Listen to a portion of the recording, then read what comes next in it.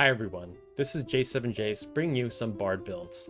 Now for the too long didn't read, this job isn't great at all as its abilities are way too slow, the stat and stat growth rates are terrible besides MA, but hey, the sprites look kinda cool.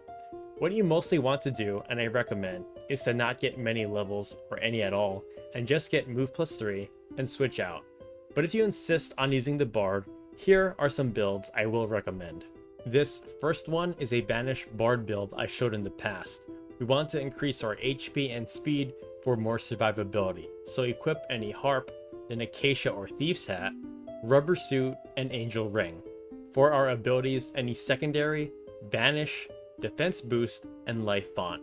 The strategy is to start singing with Rousing Melody or Battle Chant, and when we get hit by most physical attacks, Vanish will trigger, and as long as we don't take another action, we will remain permanently invisible.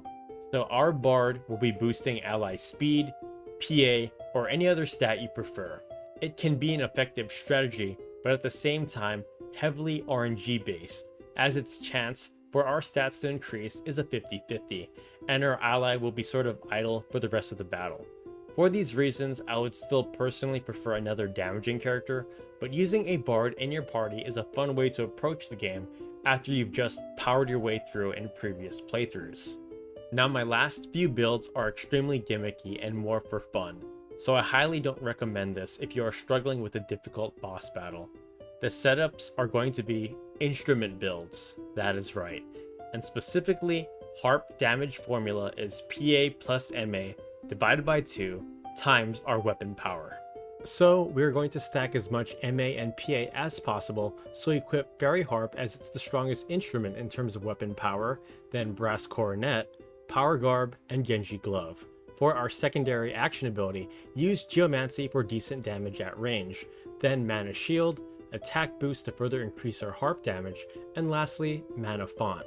Just make sure to be at 3 range away at all times to unleash some of the strongest Harp damage you will ever see. Even though its damage isn't great and you're better off doing something else, it can be fun playing music and harming someone. This last Harp variant, we will be using Bloodstring Harp as its effect is similar to that of the Blood Sword. Again, stack as much PA and MA as we can, and use items as your secondary, just in case we run into zombie targets. Then Shida Hadori for your reaction ability, and Life Font for your movement ability. We will be able to sing and drain HP with our weapon. Overall, the Bard is really gimmicky and it's not something I recommend in most cases unless you want to have fun.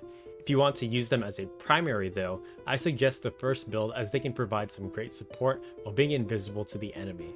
That about wraps up today's video for the Bard.